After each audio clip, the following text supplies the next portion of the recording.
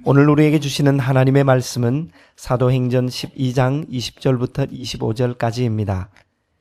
헤롯이 두로와 시돈 사람들을 대단히 노여워하니 그들의 지방이 왕국에서 나는 양식을 먹는 까닭에 한 마음으로 그에게 나와 왕의 침소 맡은 신하 블라스도를 설득하여 화목하기를 청한지라. 헤롯이 나를 택하여 왕복을 입고 단상에 앉아 백성에게 연설하니 백성들이 크게 부르되 이것은 신의 소리요 사람의 소리가 아니라 하거늘 헤롯이 영광을 하나님께로 돌리지 아니하므로 주의 사자가 곧 친히 벌레에게 먹혀 죽으니라. 하나님의 말씀은 흥왕하여 더하더라. 바나바와 사울이 부조하는 일을 마치고 마가라 하는 요한을 데리고 예루살렘에서 돌아오니라. 아멘. 미국에 살고 있는 한인들 사이에서 회자되고 있는 이야기 중에 이런 이야기가 있습니다. 한국에서 이민 온 사람이 공항에서 누구의 영접을 처음 받느냐에 따라서 그 사람의 직업이 결정되기 쉽다는 것입니다. 이를테면 이민자가 처음으로 세탁소를 경영하는 사람의 영접을 공항에서 받으면 이민자도 세탁소 경영자가 되고, 슈퍼 경영자의 영접을 처음으로 받으면 슈퍼 경영자가 되기 쉽다는 것입니다. 전문직 이민자가 아닌 경우에 이민지에서 뿌리를 내리기까지 모든 면에 걸쳐 자신이 처음 만난 사람의 영향을 받지 않을 수가 없습니다. 이민지에서 모험을 한다는 것은 위험 부담이 너무 크게 따르기 때문입니다. 그러므로 자신이 처음 만난 사람의 경험을 쫓아서 그 사람의 직업이나 직종을 자연스럽게 따르게 되는 것은 자신이 이국 땅에서 책임져야 할 가족의 안정을 위한 불가피한 선택이라고 할 수 있습니다. 첫 이민자는 이민지에서 직업의 선택뿐만 아니라 자신이 선택한 직업을 수행하는 방법에서도 처음 만난 사람으로부터 자유롭기가 어렵습니다. 이민자가 처음으로 만난 사람이 세탁소든 슈퍼든 미국의 법을 철저하게 지키면서 신실하게 살아가는 사람이라면 이민자 역시도 그렇게 삶을 시작할 것입니다. 그러나 미국 땅에서 처음 만난 사람이 목전의 이득을 위해서 불법과 탈법을 불사하는 사람이라면 이민자 역시 당연한 듯 그렇게 살게 될 것입니다. 그러나 이것은 비단 미국에만, 그리고 미국에 이주한 이민자에게만 국한되는 이야기가 아닙니다. 한국을 비롯해서 사람 사는 곳이라면 어느 곳에서든지 해당되는 이야기입니다. 이 세상에 태어난 사람이 어떤 부모를 만나느냐에 따라서 자식의 가치관이 달라집니다. 부모가 일평생 욕망의 노예로 살아가느냐, 아니면 영원한 가치를 지향하느냐에 따라서 자식의 삶의 방향과 질과 수준과 의미가 갈라지게 됩니다. 동네에서나 학교에서 누구를 만나느냐에 따라서 인생이 달라지기도 합니다. 태어나서부터 폭력배가 되기를 원하는 사람은 아무도 없습니다. 그러나 폭력배를 만나서 친하게 어울리다 보면 자신도 모르게 폭력에 의존하는 사람이 되기가 십상입니다. 직장에서 어떤 동료나 상사를 만나느냐에 따라서 성실한 직장인으로 살아갈 수도 있고 남의 눈치나 보는 기회주의자로 살아갈 수도 있습니다. 세상 속에서 어떤 사람을 만나느냐에 따라서 세상을 바로 세워가는 한 사람이 될 수도 있고 도리어 자기 손으로 세상의 질서를 허물어뜨리는 사람도 될 수 있습니다. 교회에서 어떤 사람을 만나느냐에 따라서 매 순간을 영원으로 건져 올리는 성숙한 그리스도인으로 살 수도 있고 썬데이 크리스찬으로 만족하며 살 수도 있습니다. 이처럼 인간이 사는 곳이라면 어느 곳에서든 인간 간의 만남은 대단히 중요합니다. 인간 간의 만남은 당사자들을 죽일 수도 있고 반대로 살릴 수도 있기 때문입니다. 우리가 4주째 살펴보고 있는 본문 속에는 두 부류의 사람이 대조해서 등장하고 있습니다. 먼저는 20절에서 23절에 등장한 헤롯 아그리파 1세입니다. 헤롯은 거대한 욕망의 도시 가이사랴에서 스스로 하나님이 되어 오직 욕망만을 섬기던 욕망의 노예였습니다. 그는 자신의 욕망을 성취하기 위해서라면 수단과 방법을 가리지 않는 사람으로서 그에게 선과 의, 사랑과 자비, 진리와 영원은 관심 밖의 사항이었습니다. 그와 같은 헤롯에게 인간은 대체 어떤 의미를 지니고 있었겠습니까? 그에게 인간은 이용의 대상이었을 뿐이었습니다. 그는 위로는 로마 황제를 이용해서 자신의 왕권을 보장받았고 아래로는 백성을 이용해서 왕좌를 지켰습니다. 그에게 다른 사람의 존엄성이나 인권은 애초 안중에도 없었습니다.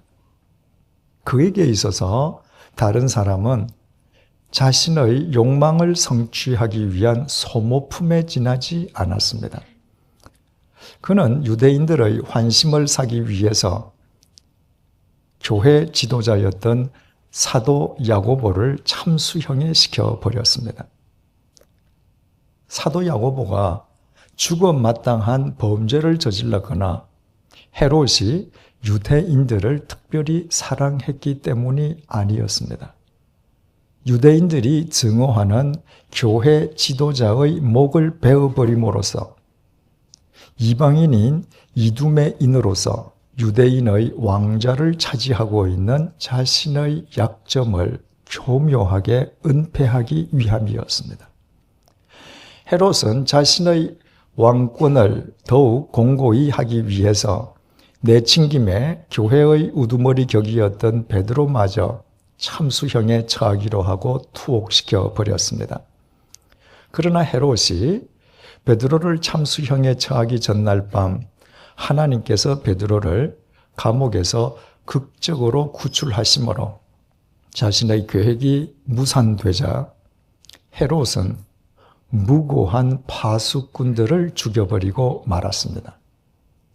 그는 단지 자신의 마음에 들지 않는다는 이유만으로 이스라엘에 전적으로 양식을 의존하던 두로와 시돈에 대한 양식 공급을 하루아침에 중단해버리므로 그 지역에 사는 수없이 많은 주민들을 죽음의 위협 속으로 몰아넣기도 했습니다.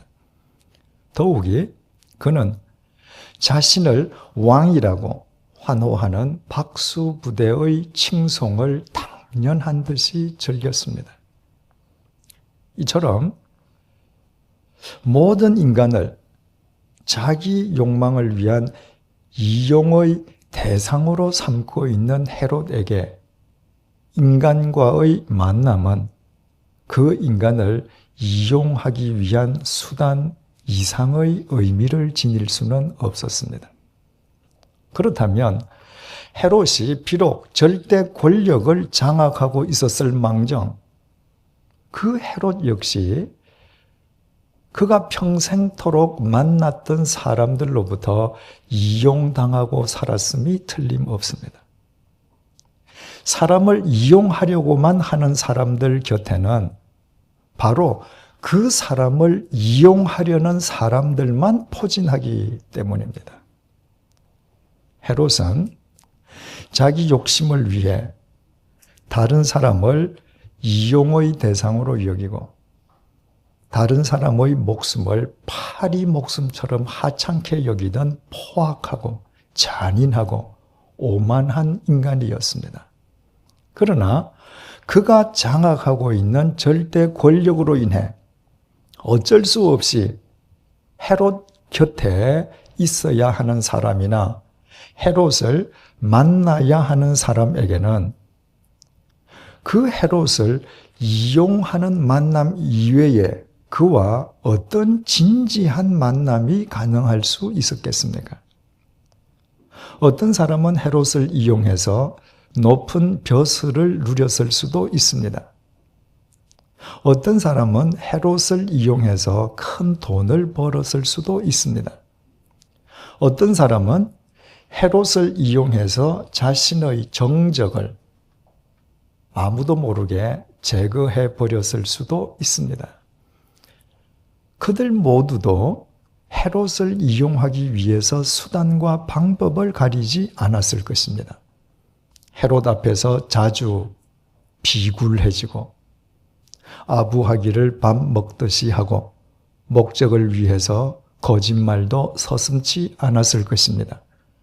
그렇게 하고서도 변덕스러운 헤롯으로 인해 몰락한 사람들은 부지기수였을 것입니다. 그러므로 헤롯과 헤롯이 만난 사람들, 헤롯을 만난 사람들과 헤롯, 그들의 만남은 서로가 서로를 죽이는 죽음의 만남일 수밖에 없습니다. 인간을 이용하려고만 하는 욕망을 토대로 한 만남은 설령 그 만남을 통해서 인간의 욕망은 이루어질 수 있다 할지라도 그런 만남 속에는 절대로 참되고도 영원한 생명이 깃들 수 없습니다.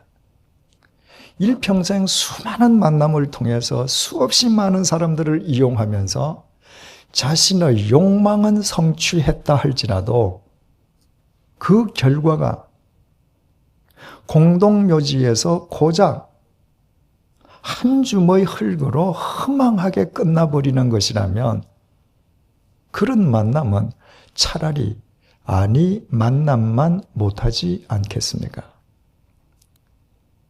헤롯의 만남과 전혀 상반되는 만남을 우리는 본문 25절에서 확인할 수 있습니다. 바나바와 사울이 부조하는 일을 마치고 마가라 하는 요한을 데리고 예루살렘에서 돌아오니라. 본문에는 세 사람이 등장하고 있습니다. 바나바와 사울 그리고 마가라 하는 요한입니다.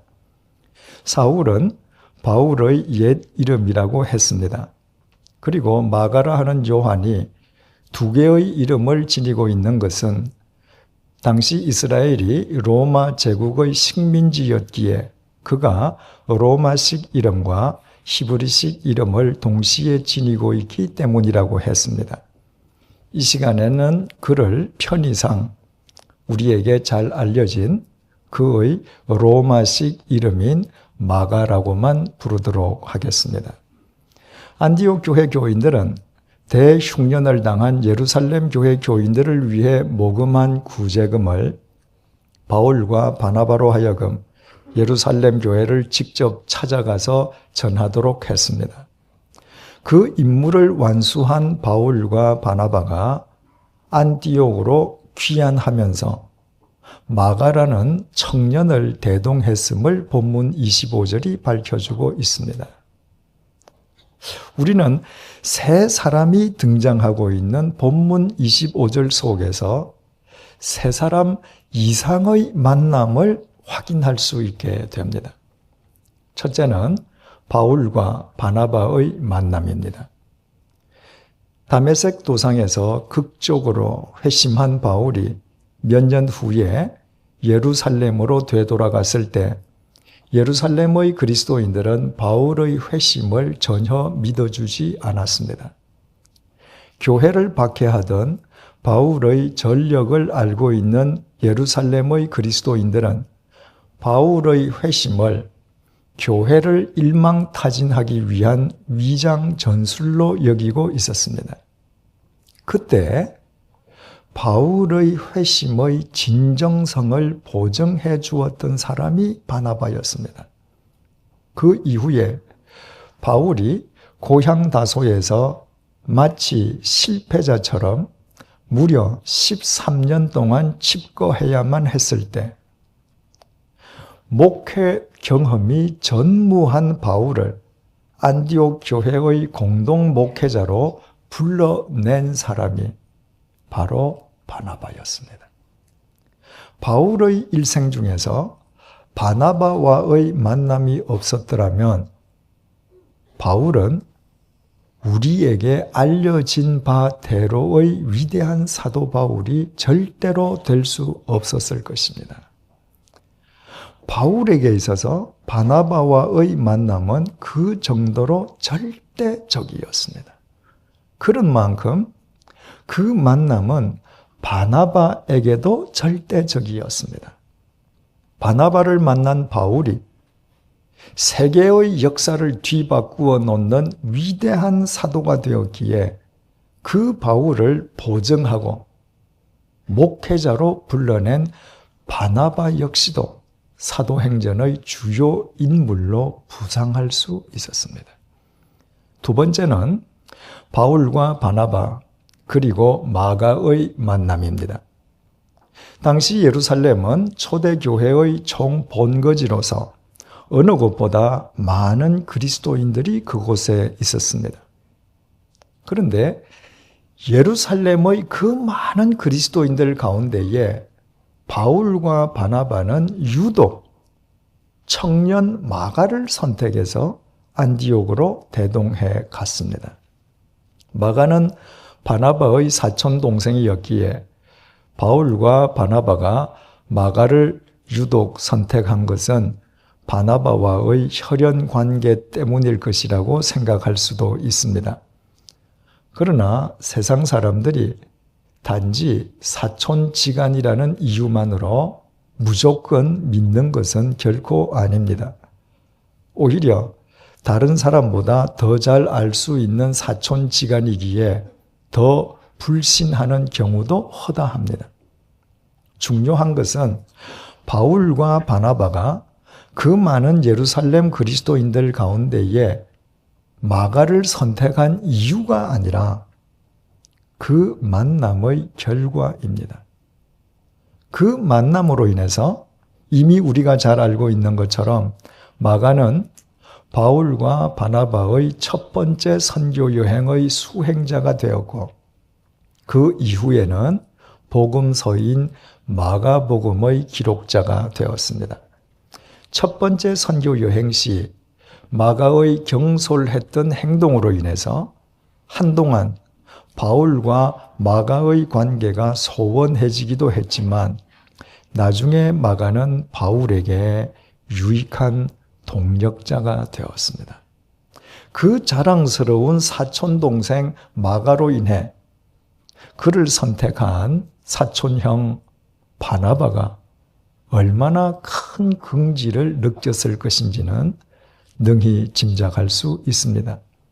세 번째는 마가와 마가 부모의 만남입니다. 사도행전 12장 12절은 오늘 본문에 등장하는 마가의 어머니에 대해 우리에게 미리 증언해 주었습니다. 11절에서 12절 말씀을 보시겠습니다.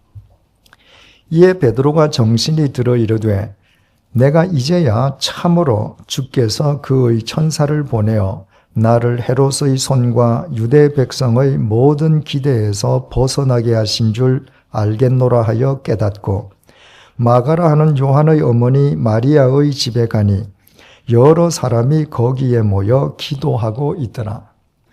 하나님의 섭리에 의해 극적으로 감옥에서 구출된 베드로는 그 즉각 마가의 어머니 마리아의 집으로 갔습니다. 그 집은 그 집의 여주인인 마리아가 초대교회 예배와 기도 처소로 제공한 집이었습니다. 흔히 마가의 다락방이라고 불리는 그 집은 예수님께서 제자들과 최후의 만찬을 가지셨던 집이요. 부활하신 주님께서 제자들을 찾아가셔서 부활하신 당신의 몸을 몸소 확인시켜 주신 집이요. 오순절 성령님께서 강림하셨던 집이었습니다. 한마디로 그 집은 주님과 밀접한 집이었습니다. 11주 전에 12절을 살펴볼 때 말씀드린 것처럼 그 집을 애초 주님께 내어놓았던 사람은 마가의 아버지였습니다. 마가의 아버지는 주님을 위해 자신의 집을 기꺼이 내어놓았고 하나님 나라의 필요에 의해 이 세상을 먼저 떠나간 뒤엔 남아있는 그의 아내가 남편의 신앙 유지를 받들어 그 집을 계속 초대교회 예배와 기도 처소로 제공하고 있었습니다. 이처럼 마가의 아버지와 어머니는 오직 주님 중심으로 살아가는 신실한 그리스도인들이었고 그 슬하에서 자란 마가는 젊은 시절 한때 실수하기는 했지만 그러나 끝내는 초대교회의 주요 인물로 우뚝 서게 되었습니다. 이상 살펴본 것처럼 우리가 본문 25절에서 확인할 수 있는 바울과 바나바의 만남, 바울과 바나바 그리고 마가의 만남, 마가와 마가 부모의 만남은 모두 서로 살려주는 만남일 뿐만 아니라 나아가 세상을 살리는 생명의 만남이었습니다. 우리가 앞에서 확인했던 헤롯의 만남들과는 본질적으로 다른 만남들이었습니다. 이 본질적인 차이가 어디에서 유래하는 것이겠습니까? 바울과 바나바, 마가와 마가의 부모에게는 한 가지 공통점이 있었습니다. 그들은 모두 예수 그리스도를 만난 사람들이었습니다. 그들은 모두 예수 그리스도 안에서 예수 그리스도의 영원한 생명을, 예수 그리스도의 영원한 사랑을, 예수 그리스도의 영원한 진리를 만난 사람들이었습니다. 예수 그리스도의 생명과 사랑과 진리의 토대 위에서 바울과 바나바가 만났기에 그 만남에는 생명이 넘쳤습니다.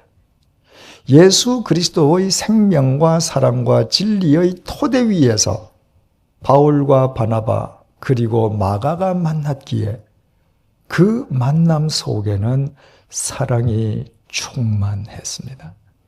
예수 그리스도의 생명과 사랑과 진리의 토대 위에서 마가와 마가의 부모가 만났기에 그 만남을 통해 진리의 말씀인 마가복음이 잉태되게 된 것은 조금도 이상한 일이 아니었습니다.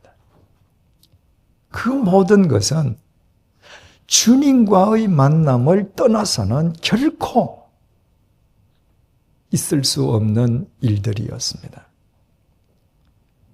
인류 역사상 인간 간의 최초의 만남은 아담과 하와의 만남입니다.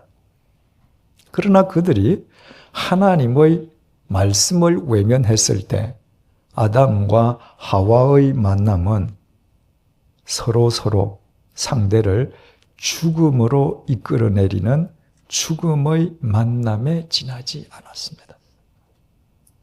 구약 성경의 첫 번째 책인 창세기는 이처럼 아담과 하와의 최초의 만남은 죽음의 만남이었을 뿐임을 우리에게 전해주는 것으로부터 시작되고 있습니다. 그러나 신약 성경 첫 번째 책인 마태복음 1장 속에서 우리는 전혀 다른 만남을 만나게 됩니다. 예수님과 예수님을 잉태한 마리아의 만남입니다. 예수님은 이 땅에 육신을 입고 오신 로고스, 하나님의 말씀이셨습니다. 그러므로 예수님과 마리아의 만남은 영원한 생명의 만남이었고 영원한 사랑의 만남이었으며 영원한 진리의 만남이었습니다. 마태복음 1장은 예수님의 육적 족보로 이루어져 있습니다. 그 족보에 등장하는 인간치고 온전한 인간은 단 한 사람도 없습니다. 모두 허물투성이인 인간들이었습니다. 그런데도 그 족보로부터 마태복음 1장이 시작되는 것은 예수 그리스도와의 만남 속에서는 어떤 만남도 영원한 생명, 영원한 진리, 영원한 사랑의 만남으로 승화될 수 있음을 우리에게 일깨워 주시기 위함입니다. 주님을 만나기 이전의 사도 바울을 한번 생각을 해 보십시다. 그 시절의 바울은 남녀노소를 막론하고 그리스도인들을 색출, 연행, 투옥시키는 것을 자신의 천직으로 삼았던 폭도였습니다. 그리스도인 사냥을 위해서 예루살렘에서 200km 이상 떨어져 있는 다메섹 원정에 나선 원정대의 우두머리가 될 정도로 바울은 포악한 인간이었습니다. 그 시절의 바울에게 오늘 본문 속에서 확인할 수 있는 것과 같은 바나바와 마가와의 따뜻한 만남이 가능할 수 있었겠습니까? 그 시절의 바울은 그가 만나는 그리스도인에게는 혹독한 고통을 주었고 그를 쫓아 그리스도인을 박해하는 동료들에게는 자신의 혈기와 분노와 증오를 심어주었을 뿐입니다. 한마디로 그 시절의 바울은 자신과 타인을 동시에 죽이는 죽음의 흉기였고 그가 가진 모든 만남은 죽음의 만남이었습니다. 만약에 그 시절에 바울이 바나바와 마가를 만났던들 바울은 반드시 그들을 해쳐버리고 말았을 것입니다. 그런 바울에게 바나바와 마가를 비롯해서 그 이후에 만났던 모든 사람과의 만남이 생명과 사랑과 진리의 만남으로 승화될 수 있었던 것은 주님의 은총 속에서 그가 주님을 만났던 결과였습니다. 다음은 누가복음 7장 11절에서 16절의 증언입니다.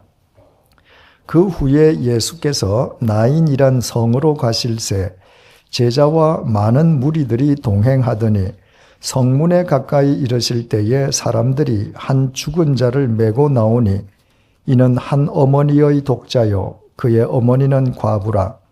그 성의 많은 사람도 그와 함께 나오거늘 주께서 과부를 보시고 불쌍히 여기사 울지 말라 하시고 가까이 가서 그 관에 손을 대시니 맨 자들이 서는지라.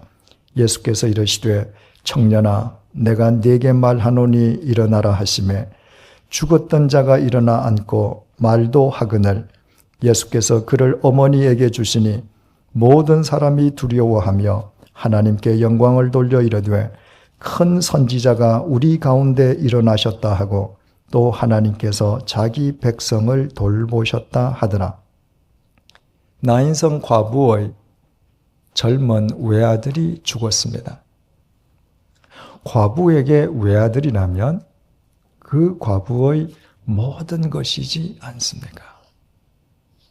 그런데 과부의 기대를 온몸에 받고 있던 젊은 외아들이 과부 어머니보다 먼저 세상을 떠나버리고 말았습니다.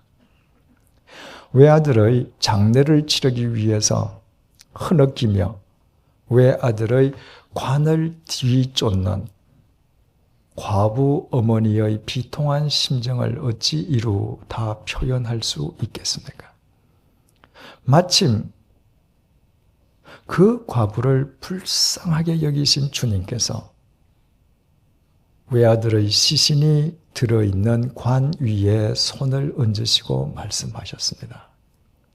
청년아, 내가 네게 말하노니 일어나거라. 그와 동시에 죽었던 청년이 다시 살아났습니다. 그것을 목격한 그 현장에 있던 사람들이 모두 하나님을 찬양했습니다.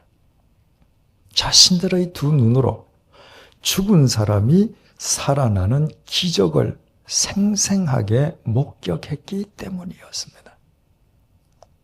그러나 죽은 사람이 살아난다는 것은 실은 기적이 아니었습니다. 성자 하나님이신 주님께 그보다 더한 일인들 불가능하겠습니까? 그날의 기적은 주님께서 그 죽음의 행렬 속에 있는 불쌍한 과부 모자를 만나 주셨다는 것입니다. 주님께서 그 불쌍한 과부 모자를 만나 주시기 이전에 그 과부 모자간의 만남은 죽음의 만남이었을 뿐이었습니다. 아무리 부모가 자기 자식을 사랑해도, 자식이 자기 부모를 아무리 공경해도 부모 자식 간의 만남은 결국엔 공동묘지에서 피차 끝나버릴 수밖에 없는 죽음의 만남에 지나지 않습니다. 그러나 주님께서 그 과부 모자를 만나 주셨을 때 그 과부 모자 간의 만남은 더 이상 죽음의 만남일 수 없었습니다.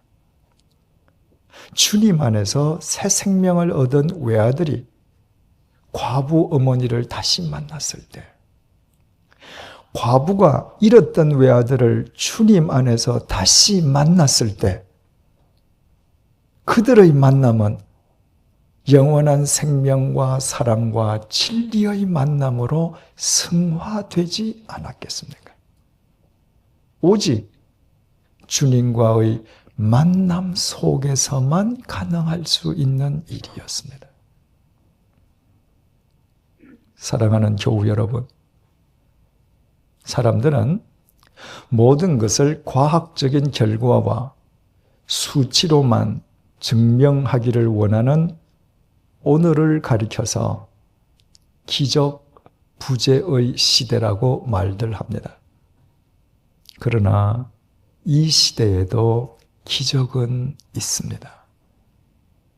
기적은 결코 멀리 있지 않습니다.